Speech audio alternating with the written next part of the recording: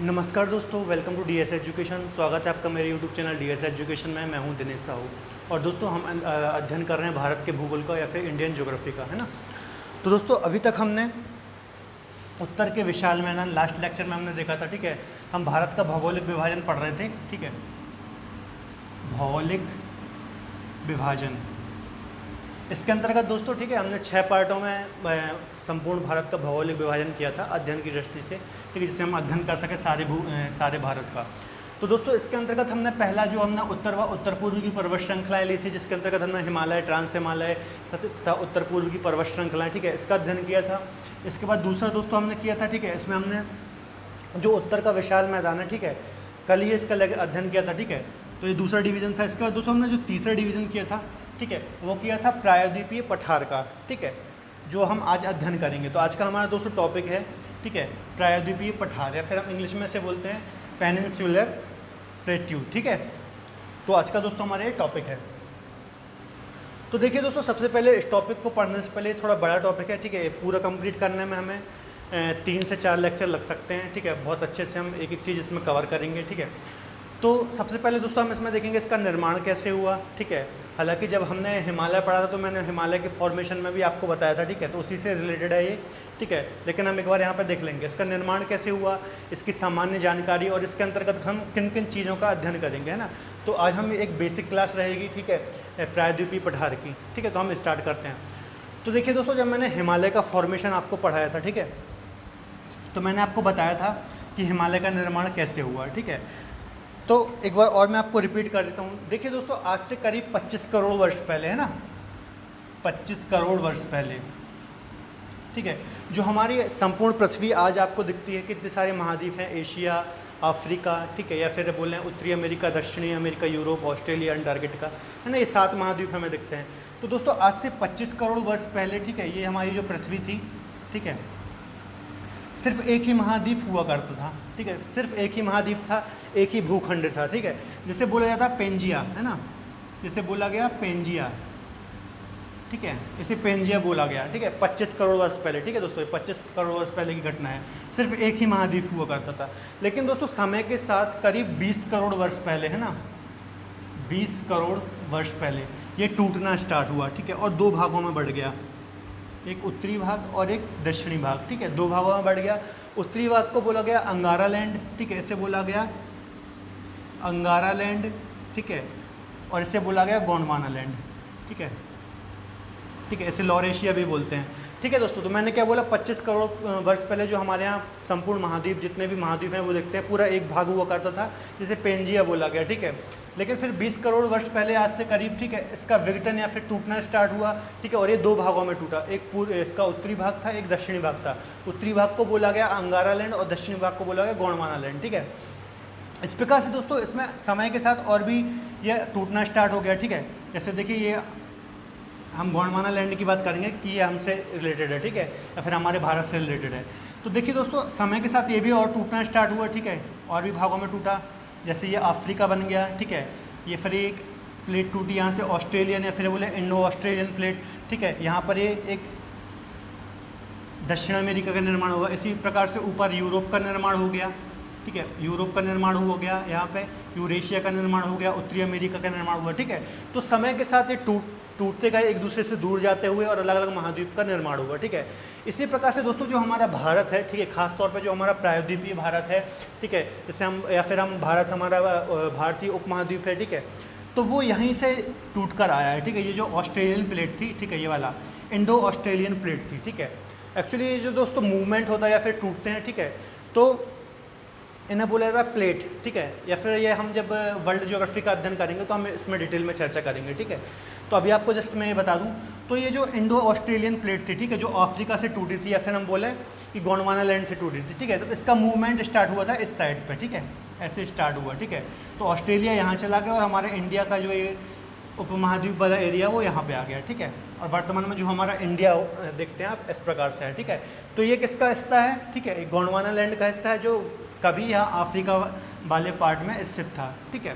तो दोस्तों जब ये मूवमेंट हुआ इसका, ठीक है, तो यहाँ से आया ये और इसी से हिमालय का निर्माण हुआ, ठीक है। यहाँ पे वो सब मैंने हिमालय में बताया था आपको, अभी सिर्फ हम प्रायद्वीपीय भारत की बात कर रहे हैं, प्रायद्वीपीय पठार की बात करते हैं, ठीक है। तो इस प्रकार से ये हमारा एरिया है, ठीक है दोस्तों। तो देखिए दोस्तों, अब थोड़ा हम बात कर लेते हैं प्रायद्वीपीय पठार की। सबसे पहले प्रायद्वीपीय पठार इसको बोला क्यों जाता है, ठीक है।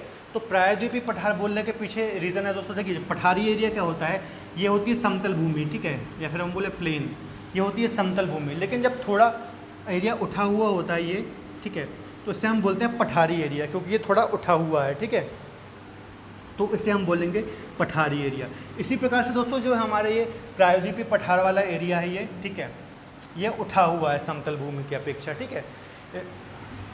इसकी ऊंचाई करीब कितनी है, 600 से लेकर 700 मीटर, ठीक है, एवरेज इसकी ऊंचाई है। तो ये समतल से कुछ उठा हुआ है, इसलिए हम इसे बोलते हैं पठारी एरिया। और प्रायद्वीपीय क्यों बोलते हैं दोस्तों, है ना, इसे हम बोलते हैं प्रायद्वीपीय पठार, है ना। तो पठार तो आपको समझ में आ गया, ये समतल भूमि से थोड़ा उठा हुआ है, इसलिए इसे पठार बोल रहे हैं ना। इसके अलावा प्रायद्वीप क्यों बोलते हैं दोस्तों, देखिए प्रायद्वीप भी मैंने आपको पहले बताया, ठीक है। प्रायद्वीप के अलावा हमारा भारत है, ठीक है, ये तीनों ओर से जल से घिरा हुआ है या फिर समुद्र से घिरा हुआ है ना। यहाँ बंगाल की खाड़ी है, ठीक है, यहाँ अरब सागर है और यहाँ पे हिंद महासागर है, ठीक है। तो जब भी कोई स्थान तीन ओर से जल से या फिर समुद्र से या फिर पानी से घिरा हुआ होता है, उसे हम बोलते हैं प्रायद्वीप स्थान, है ना, या प्रायद्वीप बोलते हैं। तो ये इसलिए हम इसे बोलते हैं प्रायद्वीपीय भारत, ठीक है। और चूंकि ये पठारी स्थान है, इसलिए हम बोलते हैं इसे प्रायद्वीपीय पठार। तो ये आपको क्लियर हो गया क्यों इसे प्रायद्वीपीय पठार बोलते हैं, ठीक है। अब बात करें दोस्तों यदि प्रायद्वीपीय पठार की, तो यदि हम संपूर्ण भारत की बात करें भौगोलिक दृष्टि से, तो यदि हम बोलें सबसे प्राचीन भाग कौन सा है, तो प्रायद्वीपीय पठारी ऐसा स्थान है जो कि सबसे प्राचीन है ना, सबसे प्राचीन भाग है ये, ठीक है। क्योंकि मैंने आपको अभी बताया, ठीक है, कि ये पहले से था, मूव करते हुए यहाँ पे आया, ठीक है, यूरेशियन प्लेट से टकराया और हिमालय का निर्माण हुआ। तो ये बहुत प्राचीन से या फिर प्राचीन समय से स्थित है, ठीक है, इसलिए सबसे प्राचीन भूभाग बोला तो यही है, ठीक है। इसके बाद सबसे प्राचीन के साथ साथ दोस्तों हम एक बार लिख लेते हैं इसकी खासियत क्या क्या है। देखिए, एक तो सबसे प्राचीन है ना, सबसे प्राचीन भूभाग है, ठीक है, सबसे प्राचीन है। इसके अलावा ये दोस्तों दूसरी बात करें इसकी, ठीक है, सबसे बड़ा भूभाग है ना, सबसे बड़ा भूभाग। देखिए दोस्तों, हमने जो डिवीज़न किए थे, हिमालय को हो, चाहे उत्तर के विशाल मैदान का हो, ठीक है, चाहे प्रायद्वीपीय पठार का हो, ठीक है, पूर्वी घाट पश्चिमी घाट का हो, इनमें यदि हम सबसे बड़ा भूभाग देखें, ठीक है, आकार की दृष्टि से, तो सबसे बड़ा यदि कोई भूभाग है तो वो है प्रायद्वीपीय पठार, ठीक है। आप इसका एरिया भी देख पा रहे होंगे कितना विशाल है, लगभग बहुत सारा एरिया मतलब कवर करता है भारत का, ठीक है। तो इसका एरिया है लगभग दोस्तों 16 लाख वर्ग किलोमीटर, ठीक है, 16 लाख वर्ग किलोमीटर। तो ये आपको याद रखना है, ठीक है, सबसे बड़ा भूभाग है, सबसे प्राचीन भूभाग है, ठीक है। इसके अलावा दोस्तों यदि हम इसकी बात करें लंबाई की, है ना, तो लंबाई लगभग दोस्तों इसकी है 1600 से 1600 किलोमीटर, है ना, 1600 या फिर 1700 किलोमीटर, इतनी कुछ है, अलग अलग बुक में आपको अलग अलग मिलेगी। तो 1600 किलोमीटर इसकी लंबाई है, ठीक है। यदि हम बात करें दोस्तों चौड़ाई की, ठीक है, तो चौड़ाई इसकी है 1400 किलोमीटर, ठीक है। अब इसकी चौड़ाई अलग अलग जगह पे अलग अलग होगी, है ना। तो देखिए लंबाई ये है लगभग 1600 किलोमीटर और चौड़ाई यदि हम बात करें तो 1400 किलोमीटर, ठीक है, ये इसकी होगी चौड़ाई, है ना। और ऊंचाई मैंने दोस्तों आपको बता दी लगभग 600 से 700, है ना, मीटर इसकी ऊंचाई है, ठीक है। चूँकि उठा हुआ एरिया है मैंने आपको बताया, ठीक है। देखिए ऐसा इस प्रकार से है, ये ऐसा कुछ एरिया है, ठीक है। ये वाला जो भाग है इसे बोलते हैं हम प्रायद्वीपीय पठार, ठीक है। तो इसकी यदि हम हाइट की बात करें, ये वाली हाइट, ठीक है, तो हाइट है 600 से 700 मीटर, ठीक है। तो ऊंचाई हो गई, लंबाई हो गई, ठीक है, चौड़ाई हो गई, इसका एरिया हो गया, है ना। अब यदि बात करें दोस्तों इसके आकार की, है ना, इसका आकार कैसा है, तो इसका आकार है दोस्तों त्रिभुजाकार, है ना, त्रिभुजाकार इसका आकार है। तो दोस्तों ये कुछ हो गई हमारे प्रायद्वीपीय पठार की सामान्य जानकारी, ठीक है। इसका आकार, इसका क्षेत्रफल, ठीक है, इसकी लंबाई, चौड़ाई, ऊंचाई, ठीक है, और इसकी आकृति कैसी है। अब हम कुछ और सामान्य बात करते हैं इसके बारे में। देखिए दोस्तों, इसको पढ़ने से पहले हमें इसके बारे में पता होना चाहिए, ठीक है, कैसे बना ये, ठीक है, इसकी खासियत क्या है, ठीक है। उसके बाद हम बाकी चीज़ें अध्ययन करेंगे। अब इसके अंतर्गत हम अध्ययन क्या क्या करेंगे हम ये देखते हैं ना। देखिए दोस्तों, यहाँ पर है राजस्थान वाले एरिया में खास करके यदि देखा जाए, ठीक है, तो अरावली पर्वत है यहाँ पर, ठीक है, अरावली पर्वत है। तो इसके अंतर्गत हम क्या क्या चीज़ें अध्ययन करेंगे वो देख लेते हैं, ठीक है। एक तो हम बात करेंगे अरावली की।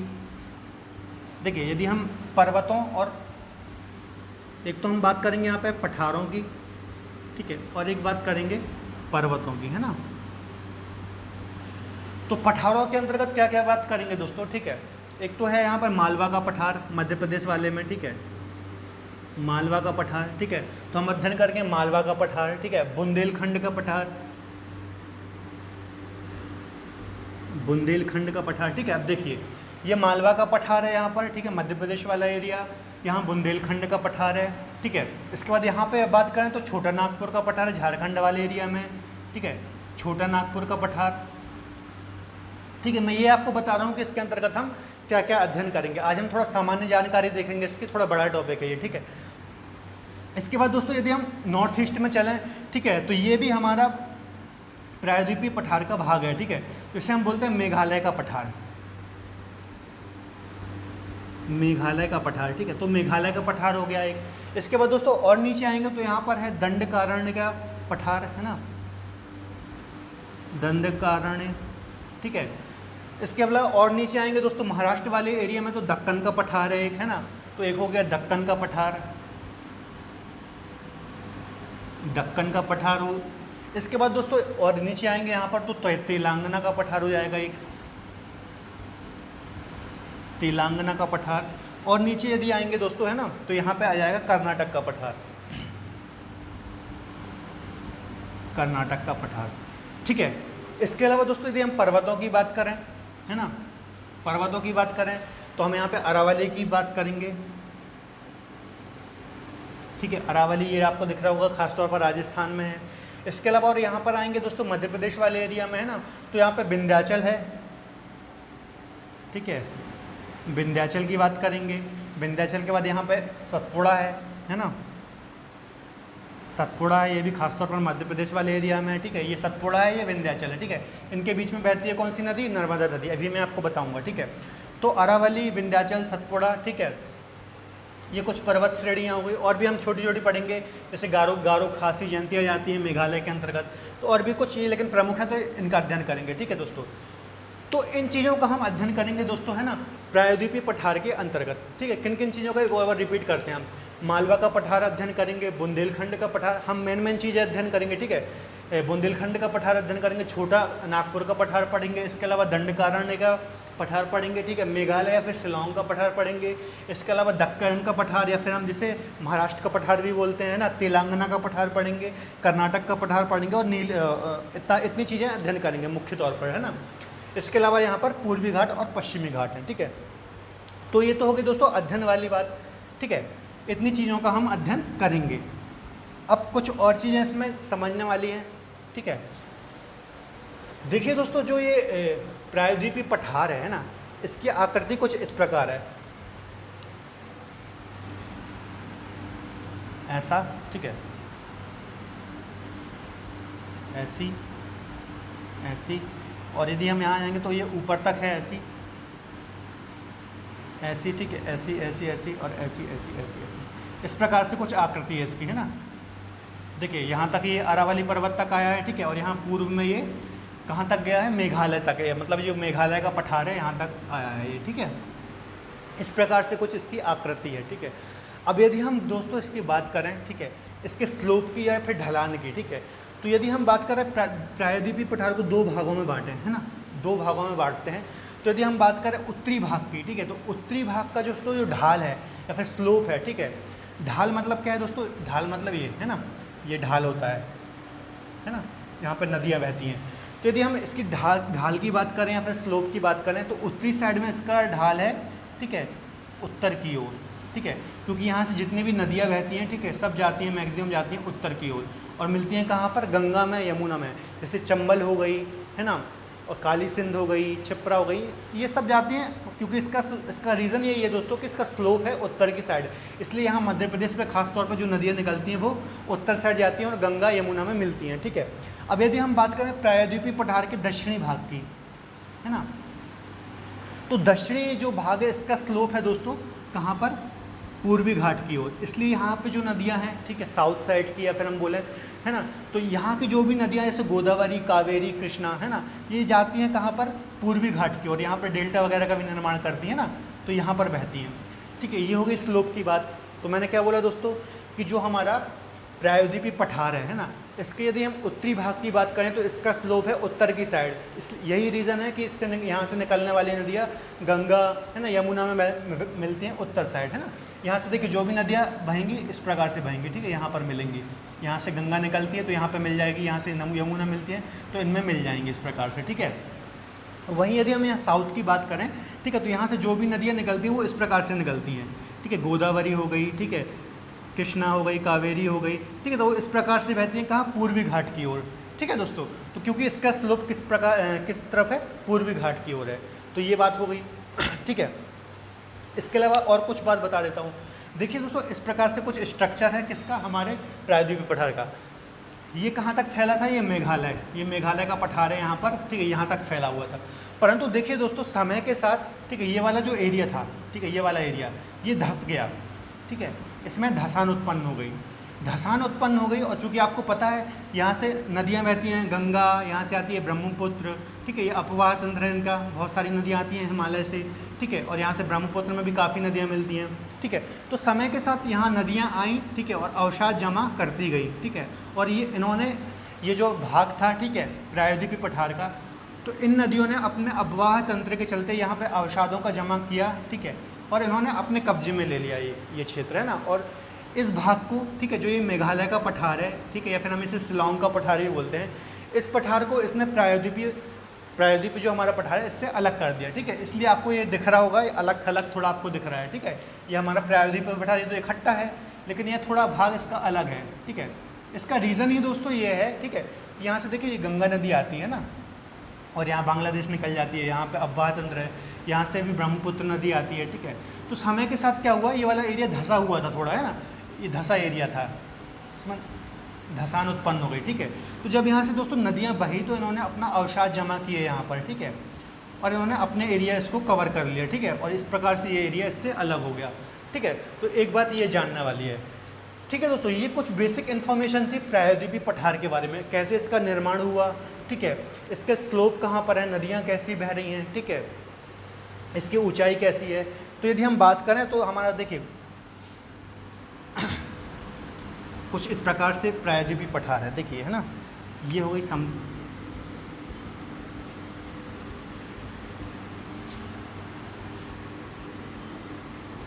ये प्रायद्वीपीय पठार हो गया, ठीक है, ये धंसा हुआ भाग था, ये शिवालिक, ठीक है। अब देखिए ये हमारी समतल भूमि है, ठीक है, ये थोड़ा उठा हुआ प्रायद्वीपीय पठार है, ठीक है। इसके बाद ये शिवालिक है, ठीक है, ये मध्य हिमालय है और ये महान हिमालय है, ठीक है। इस प्रकार से दोस्तों ये पूरा स्ट्रक्चर है, कहाँ से, दक्षिण से लेकर उत्तर तक, ठीक है। ये दक्षिणी भाग हो गया, साउथ वाला भाग हो गया, ठीक है, और ये हो गया नॉर्थ वाला भाग, ठीक है। मैंने आपको बता दिया किस प्रकार से, ठीक है। ये देखिए ये हमारा प्रायद्वीपीय पठार है, ठीक है, समझ में आया दोस्तों। ये प्रायद्वीपीय पठार है, समतल भूमि से थोड़ा उठा हुआ, ठीक है। फिर यहाँ से शिवालिक, मध्य और महान हिमालय, ठीक है, इस प्रकार से कुछ स्ट्रक्चर है। अब एक और चीज़ दोस्तों यहाँ पर जानने वाली है, ठीक है। देखिए पूर्वी घाट और पश्चिमी घाट, है ना, ये वाला जो एरिया है, ये वाला जो पूरा एरिया है ना, ये पूर्वी घाट का एरिया है, और ये वाला एरिया है ये पश्चिमी घाट का, है ना। ये हो गए पूर्वी घाट और ये हो गया पश्चिमी घाट, ठीक है। तो ये पूर्वी घाट पश्चिमी घाट का निर्माण कैसे हुआ, ये भी एक क्वेश्चन आता है ना, और आना भी चाहिए दिमाग में, है ना। तो देखिए दोस्तों, मैंने आपको बताया कि यहाँ पर जो भी स्लोप है, ठीक है, इस साइड पर है ना, पूर्वी घाट की ओर है। तो यहाँ से देखिए दोस्तों, ये कावेरी, गोदावरी, कृष्णा जो भी नदियाँ बहती हैं, ठीक है, और यहाँ पर डेल्टा का निर्माण करती हैं, ठीक है। इसके अलावा अपने साथ अवसाद लाती हैं, यहाँ पर जमा करती हैं अवसादों को, ठीक है, इस प्रकार से अवसाद जमा करती हैं, ठीक है। इसी प्रकार से अवसादों के जमाव से दोस्तों, ठीक है, पूर्वी घाट का निर्माण हुआ। ठीक है, नदियाँ बहती हैं, बहुत ज़्यादा नदियाँ यहाँ पे बह रही हैं। ठीक है, आती हैं अपने साथ कंकड़ पत्थर, चट्टानें, मिट्टी, बालू आदि लाती हैं। ठीक है, और मैदानों का निर्माण करती हैं। ठीक है, अवसादों के द्वारा। तो इस प्रकार से दोस्तों पूर्वी घाट का निर्माण हुआ। ठीक है, इसी प्रकार से कुछ नदियाँ यहाँ भी बहती हैं। ठीक है दोस्तों, कुछ छोटी छोटी नदियाँ यहाँ भी बहती हैं। देखिए, जो पूर्वी घाट है दोस्तों वो चौड़ा है काफ़ी। ठीक है, इसकी चौड़ाई ज़्यादा है पश्चिमी घाट की अपेक्षा। उसका रीज़न ये है कि यहाँ बहुत बड़ी बड़ी और ज़्यादा नदियाँ आकर यहाँ पर अवसादों का निक्षेपण करती हैं। ठीक है, और पूर्वी घाट का इन्होंने निर्माण किया, इसलिए जो पूर्वी घाट है पश्चिमी घाट की अपेक्षा ज़्यादा चौड़ा है, क्योंकि यहाँ ज़्यादा नदियाँ आ रही हैं, बड़ी बड़ी नदियाँ आ रही हैं। ठीक है, ज़्यादा अवसाद ला रही हैं, इसलिए अपेक्षाकृत इसके ज़्यादा चौड़ा है। यहीं पे उसी के विपरीत यहाँ थोड़ा छोटी नदियाँ आ रही हैं ना, और यहाँ पर ये इसकी कंपेरिजन में थोड़ा इसकी चौड़ाई कम है। ठीक है, तो इस प्रकार से दोस्तों पूर्वी घाट और पश्चिमी घाट का निर्माण हुआ। नदियों के द्वारा जो अवसाद लाए गए उनके निक्षेपण के द्वारा इनका निर्माण हुआ। ठीक है, तो ये जितने भी आकृति जैसे निर्माण हुआ वो मैंने आपको क्लियर कर दिया। ठीक है, अब हम दोस्तों एक एक चीज़ का अध्ययन करेंगे, है ना। हम सबसे पहले बात करेंगे मालवा का पठार की। ठीक है,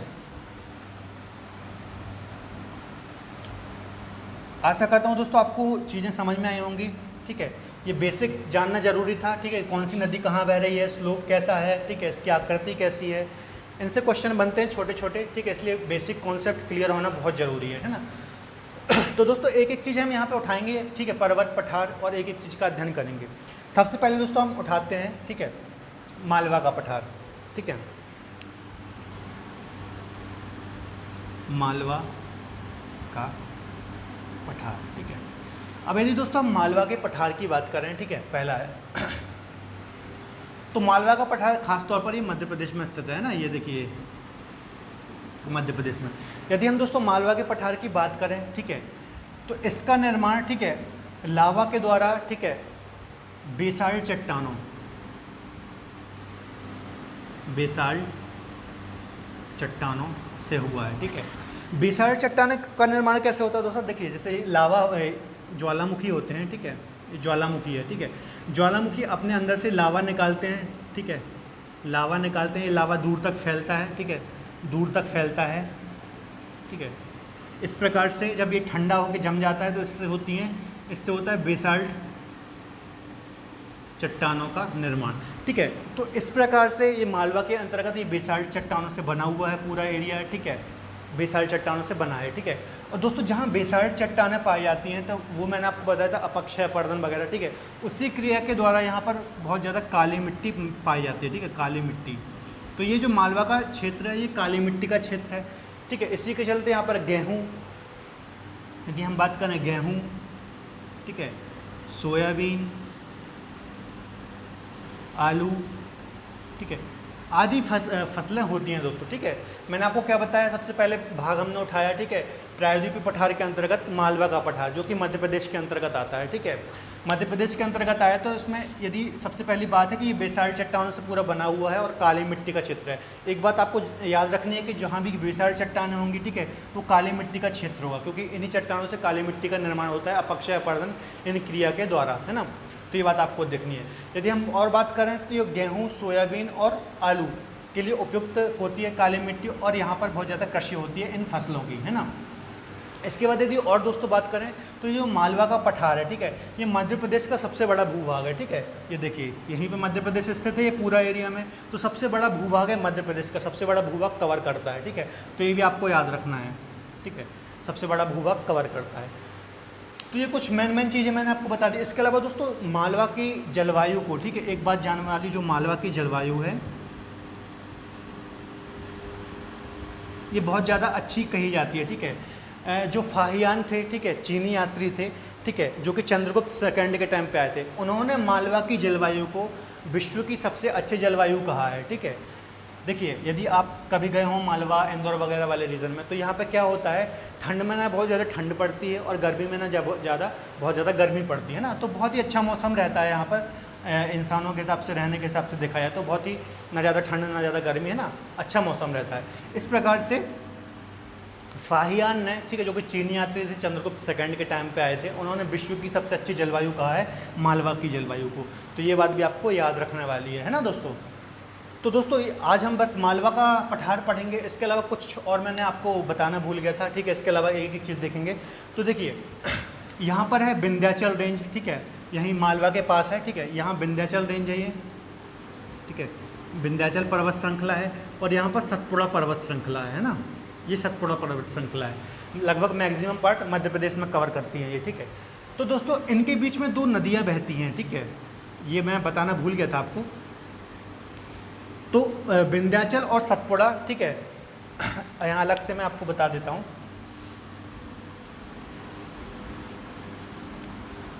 देखिए ये विंध्याचल रेंज है, ठीक है, और ये सतपुड़ा रेंज है, ठीक है।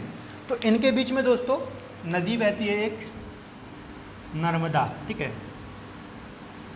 और जो सतपुड़ा रेंज है साउथ में, ठीक है, इसके नीचे एक नदी बहती है, यहाँ बैतूल मिलता है, इसे निकलती है, इसे बोलते हैं ताप्ती, ठीक है। तो दोस्तों 2 नदी ये ऐसी हैं, खास तौर पर यदि हम बात अभी जो कर रहे हैं इसके अंतर्गत, ठीक है, जो कि भ्रंश घाटी में बहती हैं, ठीक है, भ्रंश घाटी में बहती हैं। और इनका स्लोप, ठीक है, किस तरफ है, पश्चिम की ओर है, पश्चिम की ओर बहती है, मतलब वो यहाँ से ऐसे बहती है ना, ये नर्मदा यहाँ से निकलती है अमरकंटक की पहाड़ी से, ठीक है, और यहाँ पर खंबात की खाड़ी है, यहाँ पर गिरती है। इसी प्रकार से बैतूल मुल्ताई से निकलती है ताप्ती, ठीक है, सतपुड़ा के दक्षिण से, और यहाँ पर खंबात की खाड़ी में गिरती है, ठीक है। तो इनका यदि हम स्लोप की बात करें दोस्तों, है ना, नर्मदा की